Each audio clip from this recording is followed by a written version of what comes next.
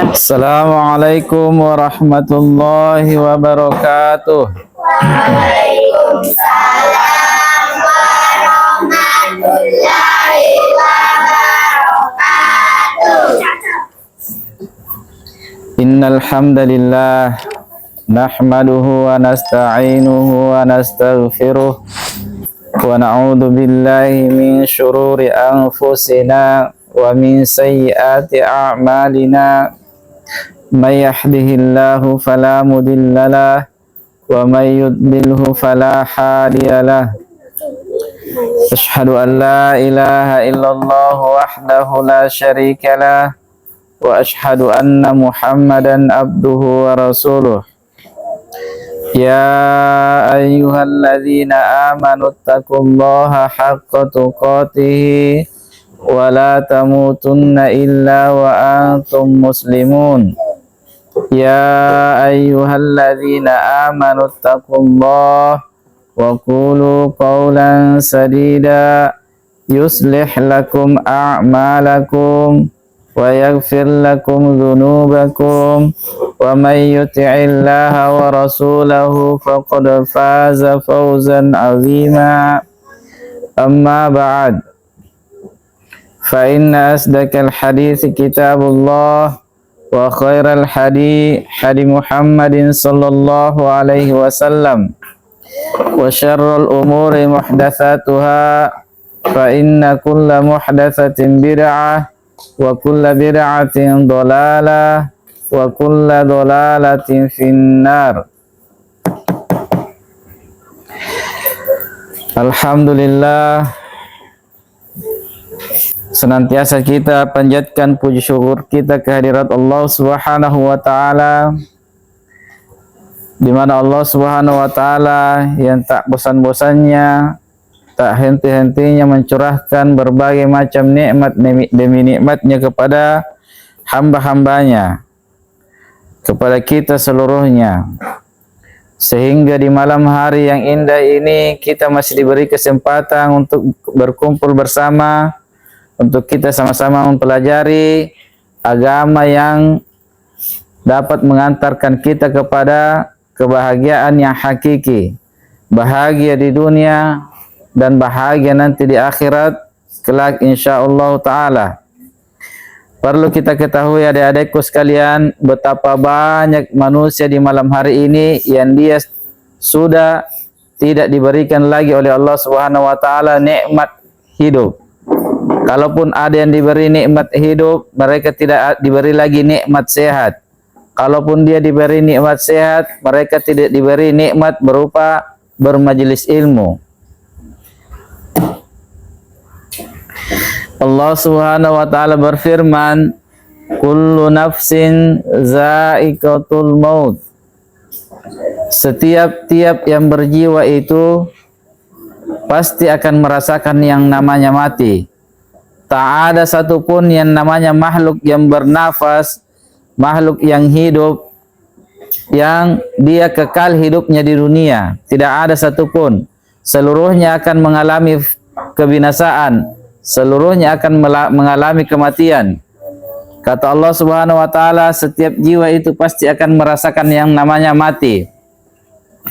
Oleh karena itu adik-adikku sekalian, sebaik-baik orang yang mengetahui hakikat dari kehidupan ini, bahwa ujung dari kehidupan di dunia ini adalah kematian, sepintar-pintarnya orang yang memahami perkara ini adalah orang yang mempersiapkan bekal untuk perjalanan kematian tersebut.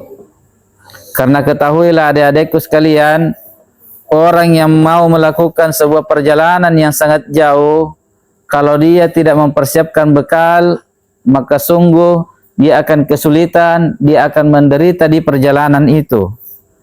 Namun orang-orang yang cerdas, yang mengetahui bahwa dia akan mengalami perjalanan yang sangat jauh, lalu dia persiapkan bekal untuk perjalanan itu, maka insyaallah taala dia akan mengalami perjalanan yang sangat mudah. Dia akan menjalani perjalanan itu dengan berbagai macam kemudahan karena dia memiliki bekal-bekal dalam perjalanan tersebut.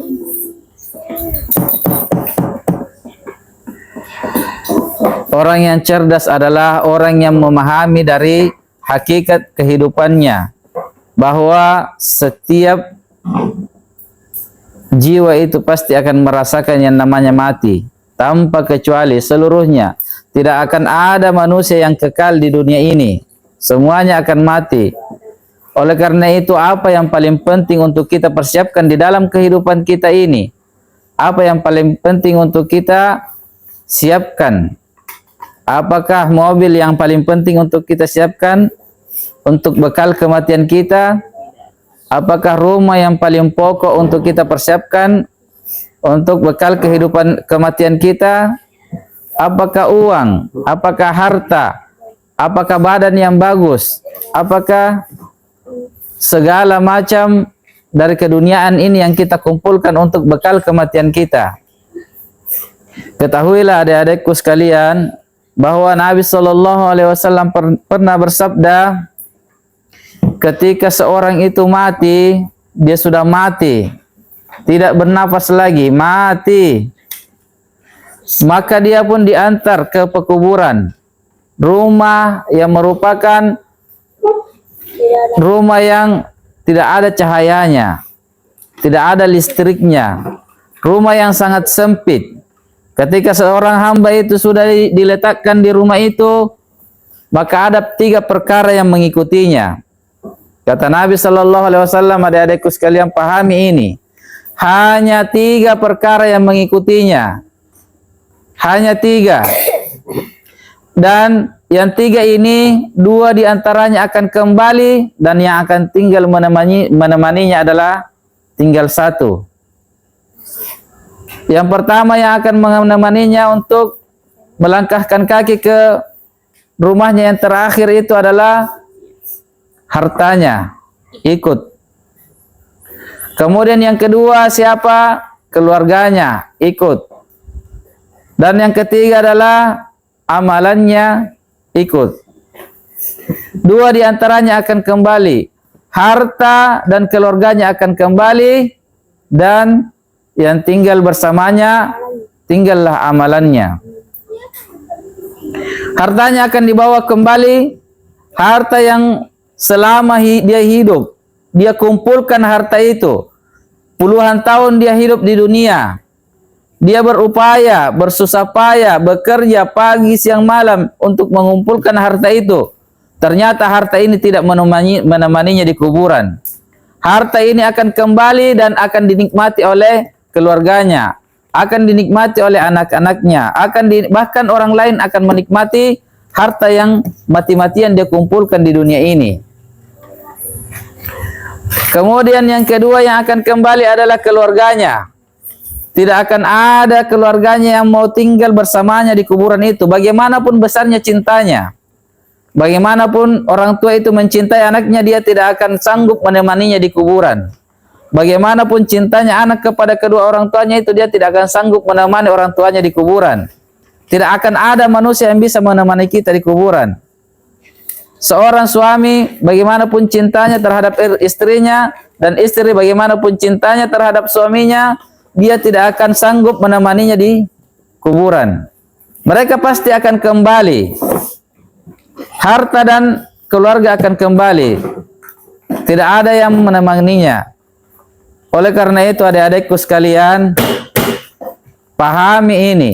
Jangan sampai gara-gara kita mengumpulkan harta, kita lalai dari bekal kita dari kehidupan kita yang akan datang di negeri akhirat. Jangan sampai gara-gara manusia yang kita cintai, kita lalai dari mengumpulkan amalan soleh untuk kita jadikan sebagai bekal kita nanti di akhirat.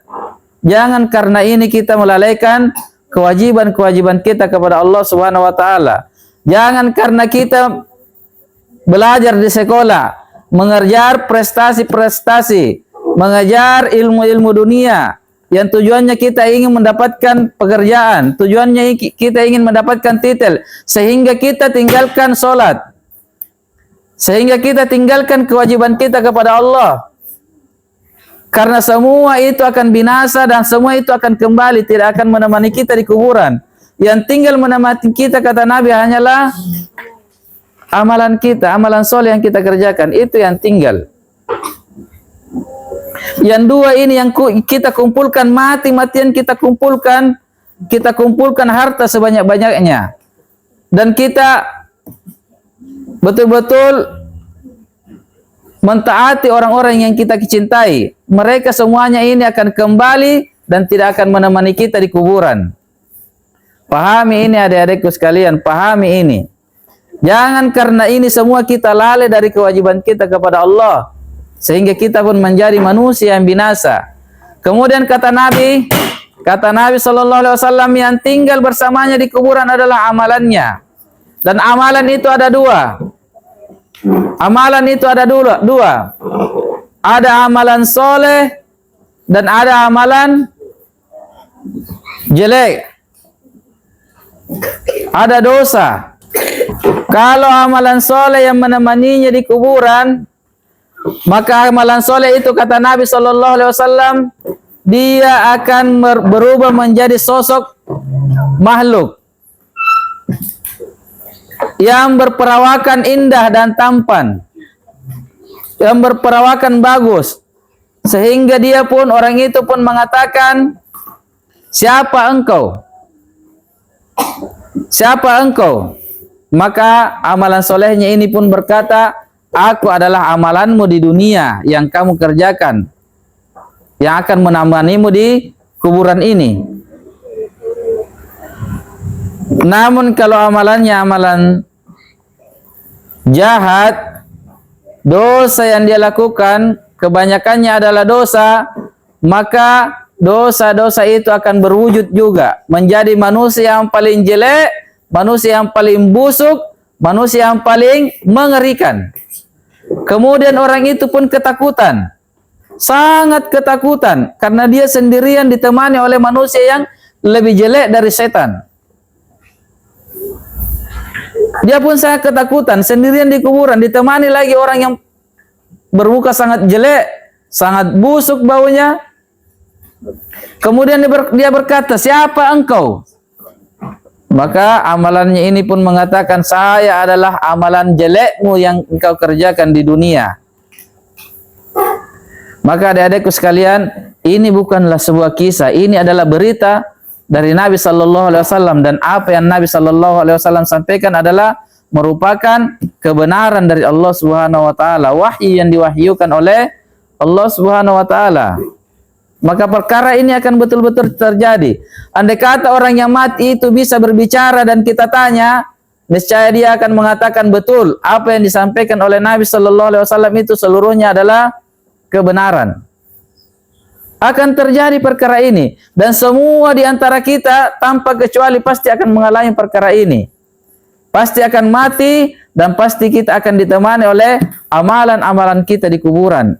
Entah itu amalan baik atau amalan jelek. Semoga Allah Subhanahu wa taala memberi kita amalan yang terindah yang akan menemani kita nanti di kuburan kita, insyaallah taala. Baik adik-adikku sekalian, kita akan lanjutkan pelajaran kita di malam hari ini setelah kita memberikan nasihat-nasihat awal tentang perkara kematian. Sekarang kita akan membaca kitab yang akan kita bahas di malam ini, yaitu Kitabut Tauhid Fathul Majid. Penulis berkata, Allah Subhanahu wa taala berfirman, wa qada rabbuka alla ta'budu illa iyyahu wa bil walidaini ihsana. Dan Tuhanmu telah memerintahkan supaya kalian jangan menyembah selain Allah, selain Dia, dan hendaklah kamu berbuat baik kepada ibu bapakmu. Dalam surah Al-Isra ayat 23. Dan di sini Allah Subhanahu wa taala katakan wa qada, makna wa qada adalah perintah. Jadi setiap perintah, kalimat perintah yang Allah Subhanahu wa taala ucapkan dalam Al-Qur'an itu bermakna kewajiban yang harus kita tunaikan. sebagai kaum muslimin. Maka setiap kita mendapati ayat yang merupakan ayat-ayat perintah, maka ini artinya bermakna kita sebagai kaum muslimin wajib untuk menunaikan ayat tersebut, wajib untuk mengerjakan perkara yang disebutkan itu. Allah Subhanahu wa taala katakan, wa qada rabbuka, dan Tuhanmu telah memerintahkan. Berarti Allah yang memerintahkan kita. Kalau diperintahkan berarti wajib untuk kita tunaikan. Kapan tidak, maka berdosa, haram, tidak bisa kita tinggalkan, wajib untuk kita kerjakan. Dan Tuhanmu telah memerintahkan supaya kalian jangan menyembah selain Dia. Jadi apa perintah pertama Allah Subhanahu wa taala dalam ayat ini? Agar kalian, lagi-lagi ini perintah Allah Subhanahu wa taala. Lagi-lagi betapa banyak, bahkan seluruh surah dalam Al-Qur'an itu memerintahkan ini. Memerintahkan agar kita jangan mempersekutukan Allah Subhanahu wa taala dengan sesuatu apapun. Ini lagi yang diperintahkan. Jangan kalian berbuat syirik. Karena pentingnya ini, perkara ini adik-adikku sekalian, sangat penting perkara ini untuk kita pahami. Karena pentingnya perkara ini sehingga semua surah dalam Al-Qur'an itu membahas tentang perkara ini. Seluruh surah yang ada dalam Al-Quran membahas tentang perkara tauhid, yaitu tidak bolehnya seseorang menyekutukan Allah Subhanahu wa taala dalam perkara apapun, terhadap siapapun, kapan dan dimanapun dia berada. Tidak boleh dia berbuat syirik kepada Allah Subhanahu wa taala. Termasuk dalam ayat ini. Ayat yang pertama, perintah yang pertama dalam ayat ini, perintah ini juga agar manusia, agar kalian itu jangan sekali-kali mempersekutukan Allah Subhanahu wa taala dengan sesuatu apapun itu. Perintah yang terbesar di dalam Islam, inilah perintah yang paling besar, inilah perintah yang paling utama, inilah perintah yang paling pokok. Jangan berbuat syirik kepada Allah Subhanahu wa taala, syirik apapun itu, baik syirik kecil, lebih-lebih lagi syirik besar. Kemudian apa perintah yang kedua? Dan hendaklah kamu berbuat baik kepada ibu bapakmu. Coba lihat betapa besarnya perintah Allah Subhanahu wa taala untuk berbuat baik kepada kedua orang tua ini, sehingga Allah Subhanahu wa taala tempatkan perintahnya di posisi yang kedua terhadap yaitu untuk berbuat baik kepada kedua orang tua. Jadi kalau ada yang anak-anak yang durhaka terhadap kedua orang tuanya, senantiasa membuat kedua orang tuanya itu sakit hati, maka sungguh dia telah melakukan dosa yang besar. Ini dosa besar ini. Kalau kita durhaka terhadap orang tua, maka dosanya bukan dosa kecil, dosa besar. Karena Allah Subhanahu wa taala menggandengkan perintahnya antara jangan berbuat syirik dengan berbuat baik kepada kedua orang tua. Berarti dia adalah merupakan perkara yang kedua yang Allah Subhanahu wa taala utamakan. Karena perintahnya digandengkan dengan perkara yang terbesar, berarti dia perkara yang terbesar yang kedua. Jangan mau durhaka terhadap orang tua. Kemudian Mujahid mengatakan, waqada artinya yaitu berwasiat. Demikian pula Ibnu Mas'ud maupun yang lain. Sementara menurut riwayat Ibnu Jarir rahimahullah taala dari Ibnu Abbas radhiyallahu taala anhuma, qada artinya memerintahkan. Jadi ini merupakan kalimat perintah dari Allah Subhanahu wa taala. firman Allah Subhanahu wa taala supaya kalian jangan menyembah selain dari Allah, maknanya supaya kalian beribadah hanya kepadanya saja dan tidak boleh beribadah kepada selainnya.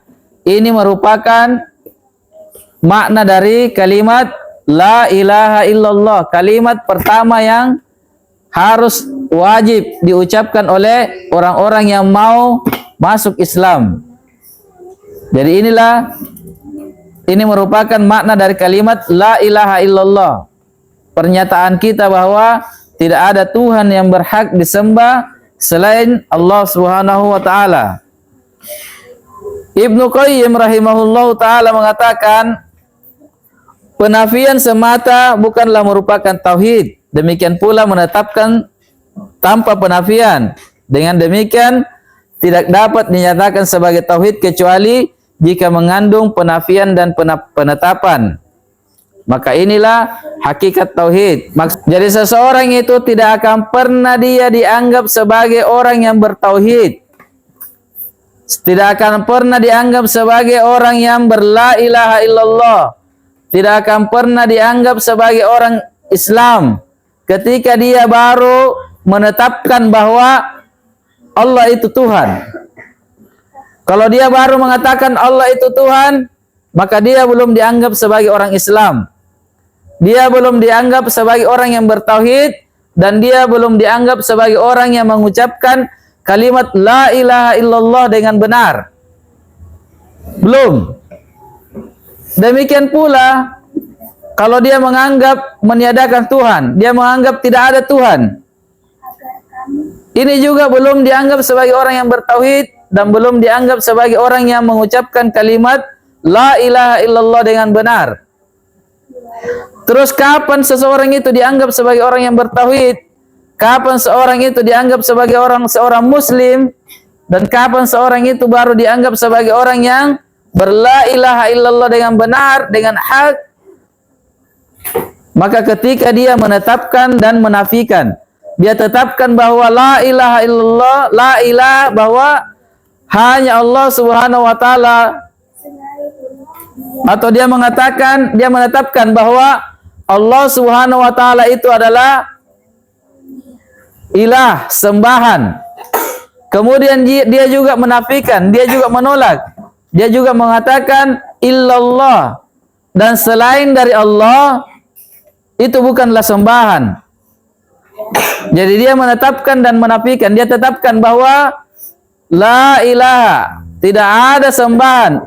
Kemudian dia tetapkan illallah, bahwa hanya Allah Subhanahu wa taala sebagai sembahan satu-satunya. Ini baru dikatakan seorang muslim. Ini baru dikatakan orang yang bertauhid. Ini baru dikatakan orang yang mengucapkan kalimat la ilaha illallah dengan benar. Harus ada dua, harus terpenuhi syarat yang dua ini. Dia harus menetapkan bahwa Allah hanya Tuhan satu-satunya, dan dia harus menetapkan bahwa tidak ada lagi Tuhan selainnya yang berhak disembah. Kalau hanya satu, kalau dia baru mengatakan Allah itu Tuhan, itu belum. Kalimat ini belum memasukkan dia ke dalam Islam.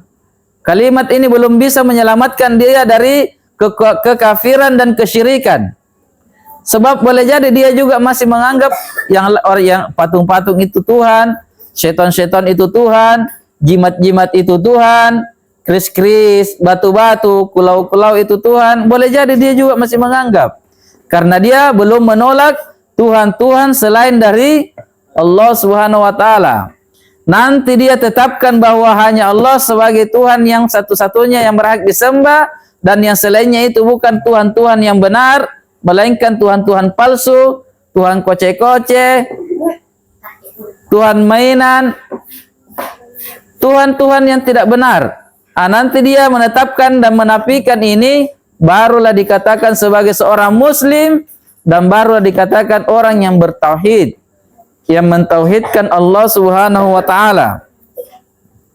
Pahami ini adik-adikku sekalian, pahami. Inilah pokok dari agama kita. Tanpa ini kita tidak akan bisa dikatakan sebagai seorang muslim yang benar. Kemudian firman Allah Subhanahu wa taala,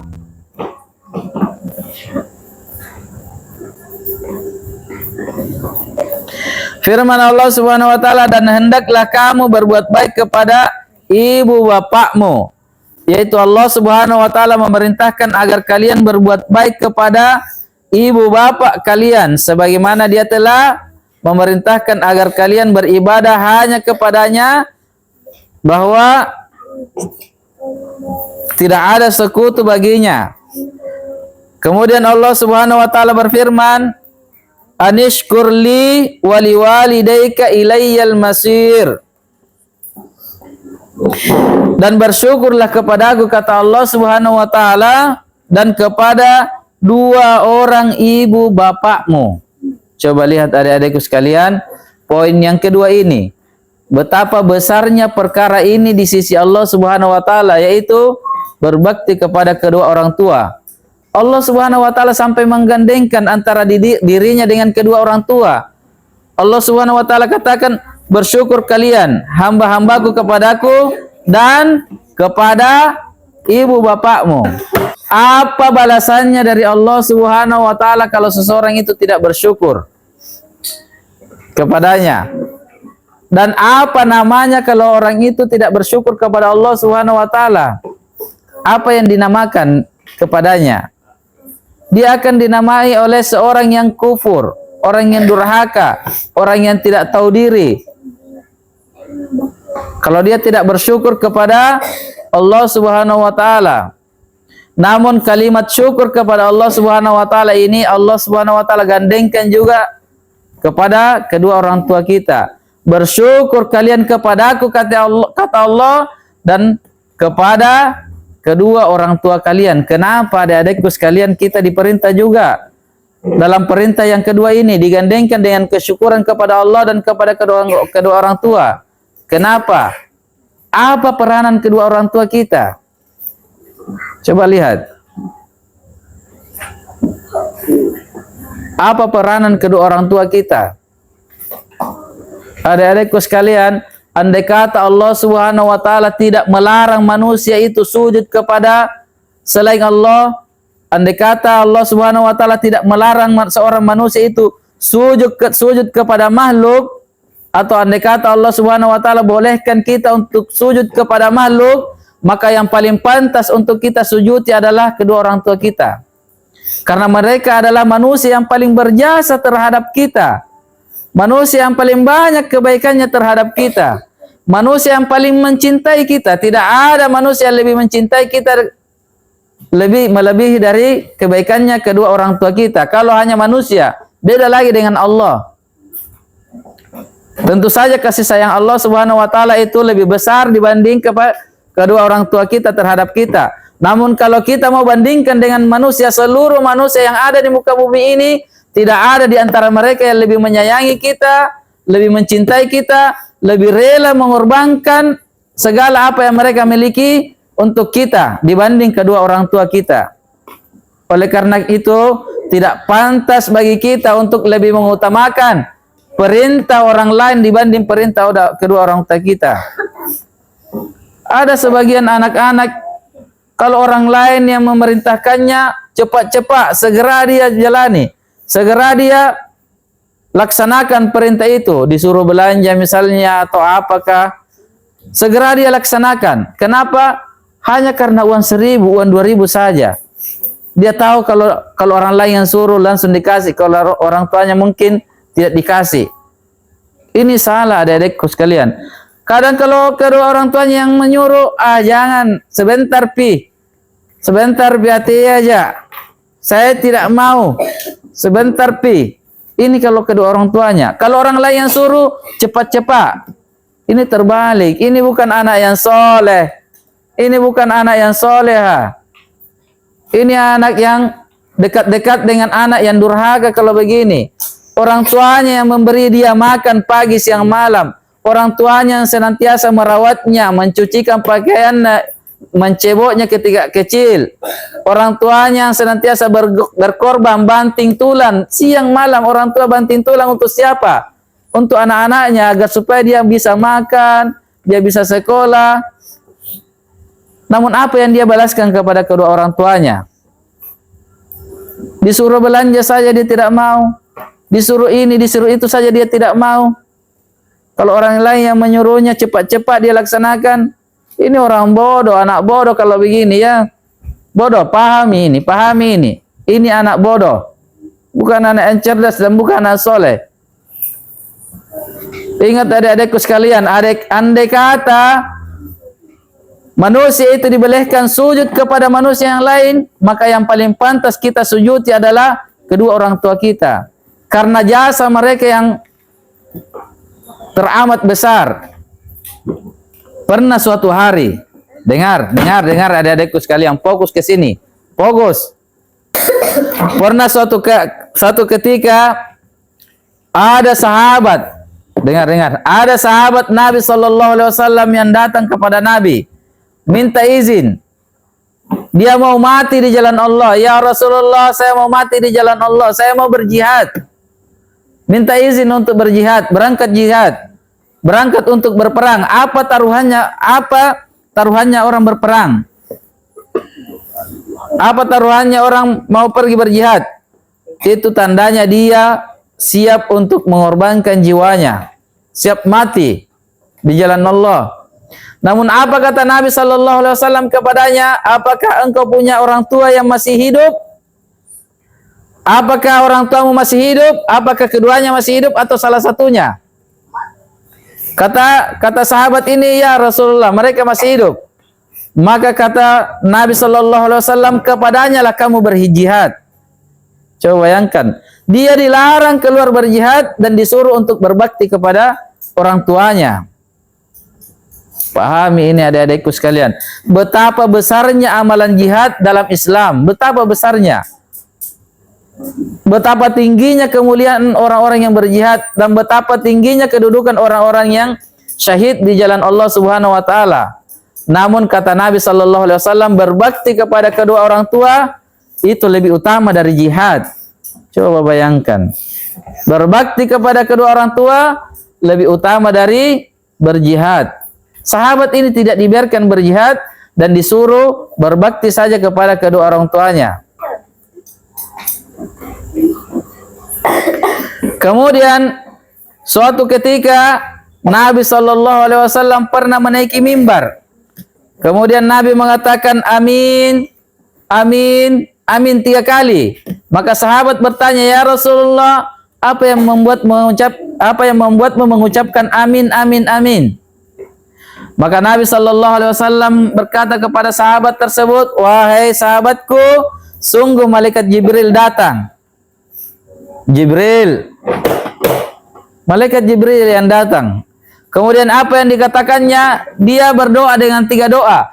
Yang salah satu doanya itu Jibril mengatakan alaihissalam, celaka, terlaknat, dijauhkan dari kebaikan. Siapa itu yang didoakan celaka? Orang-orang yang mendapati orang tuanya masih hidup, kedua orang tuanya atau salah satunya masih hidup, namun dia tidak bisa masuk surga karenanya. Didoakan celaka oleh malaikat Jibril. Kalau dia masih dapati orang tuanya masih hidup, namun dia tidak bisa masuk surga dengan sebab baktinya kepada kedua orang tuanya. Didoakan celaka. Berarti bakti kepada kedua orang tua itu adalah sebab yang paling besar untuk seseorang itu bisa masuk ke dalam surga Allah Subhanahu wa ta'ala. Pahami ini adik-adikku sekalian, pahami ini. Ini adalah amalan yang sangat besar dalam Islam. Bakti kepada orang tua adalah amalan yang sangat besar. Bahkan perintah yang kedua yang Allah Subhanahu wa taala perintahkan di dalam ayat ini yaitu berbakti kepada kedua orang tua.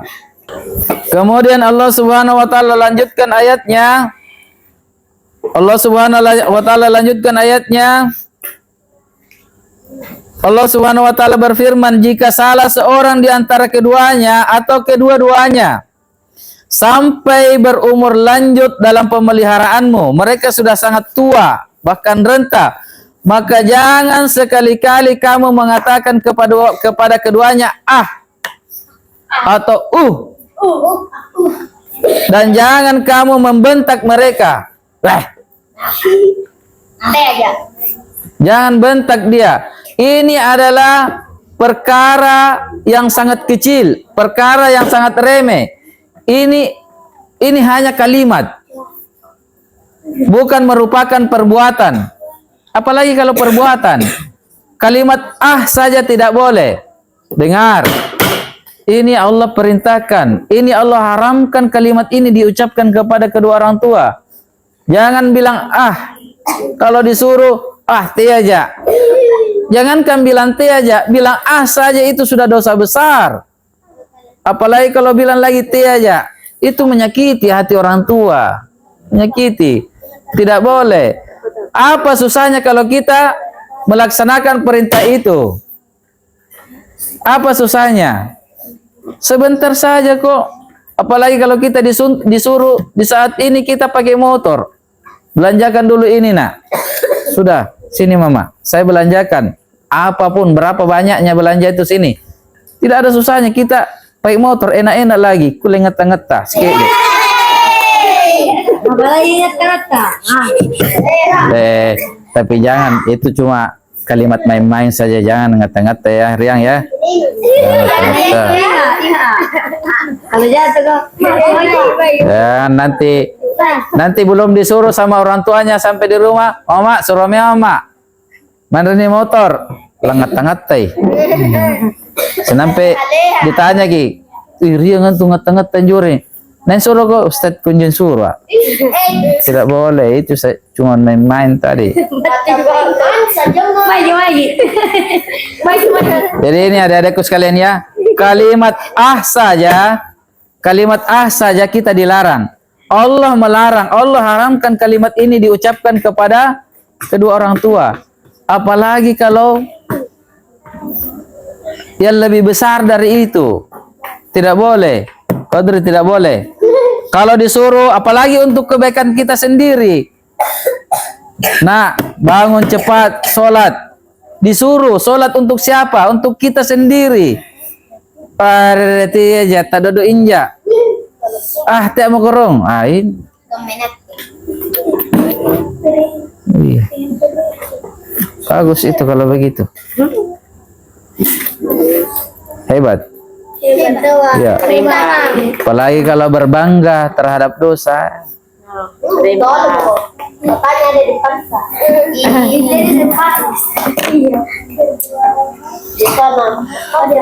Kemudian beliau melanjutkan sedikit lagi, adikku dengar, fokus lagi ke sini sedikit lagi. Kemudian beliau berkata, yakni janganlah kamu memperdengarkan kepada mereka berdua ucapan yang buruk, meskipun hanya dengan ucapan atau atau kalimat yang merupakan penentangan, atau kalimat apa saya yang membuat hati mereka tersakiti. Tidak boleh. Allah larang, Allah haramkan. Dosanya dosa besar. Yang merupakan ucapan buruk yang paling ringan saja Allah Subhanahu wa taala larang, apalagi yang paling besarnya. Dan janganlah kamu membentak mereka, artinya jangan sampai ada perbuatan buruk yang kamu lakukan terhadap mereka. Sebagaimana dikatakan oleh Atha bin Abi Rabah, janganlah kamu mengibaskan kedua tanganmu terhadap kedua orang tuamu.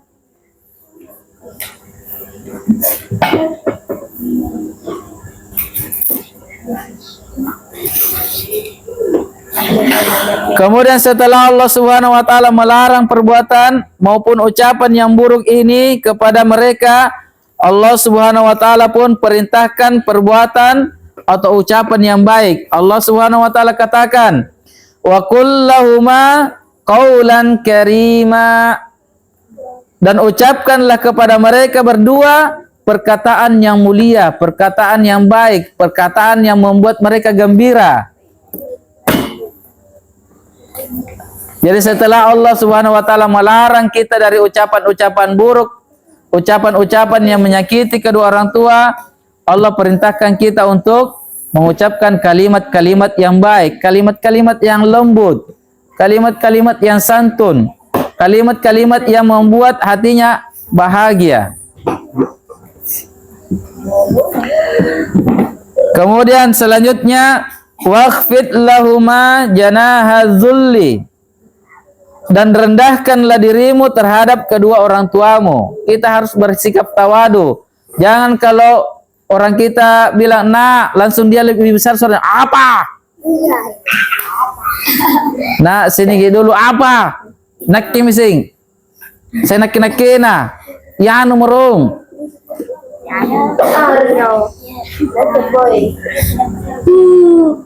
Ini dilarang. Perintah Allah, rendahkanlah dirimu, bersikap tawadu, lembut. Jangan mengangkat suara lebih keras di hadapan orang tua.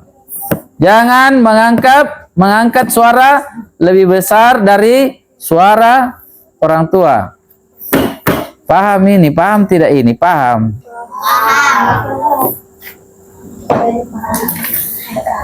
Ini Allah yang bilang ya, bukan saya. Allah yang bilang, rendahkan dirimu di hadapan mereka. Kemudian selanjutnya Allah bilang, kama rabbayani shaghira. Atau sebelumnya kita disuruh ucapkanlah kalimat ya Tuhanku, kasihanilah mereka berdua sebagaimana mereka mengasihani kami, menyayangi kami sejak kami kecil.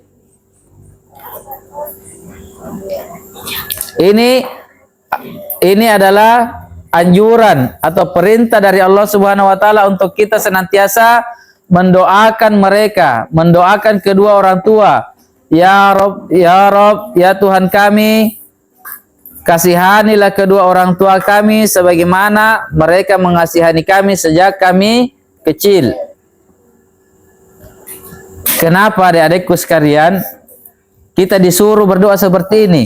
Seperti orang tua kita mengasihani kita sejak kita masih kecil. Kenapa seperti itu? Karena puncak sayangnya kedua orang tua kita kepada kita itu pada saat kita kecil. Mereka itu adik-adikku sekalian, kalau kita punya adik, kalau kita semua punya adik, coba saksikan adik kita, bagaimana perlakuan orang tua kita kepada adik kita. Kalau kita menangis di tengah malam, bisakah orang tua kita tidur? Tidak ada orang tua yang bisa tidur kalau anaknya menangis yang kecil. Bagaimana derita yang dialami kedua orang tua kita, pengorbanan mereka, sayangnya mereka kepada kita waktu kita kecil. Kalau kita sakit sedikit saja, yang gelisah siapa? Orang tua. Orang tua yang gelisah, mencarikan obat ke sana kemari. Perjuangan orang tua, kasih sayang orang tua itu di waktu kita lebih kecil itu lebih besar, sangat besar, sehingga doanya pun diminta, sayangi mereka sebagaimana mereka menyayangi saya sejak kecil. Dan banyak sekali, banyak kisah-kisah dan banyak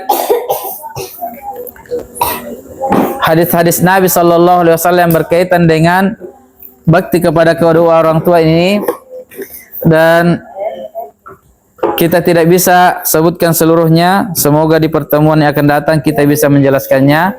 Sampai di sini dulu adik-adikku sekalian. Subhanakallahumma wa bihamdik, asyhadu an la ilaha illa anta, astaghfiruka wa atubu ilaik. Wassalamualaikum warahmatullahi wabarakatuh.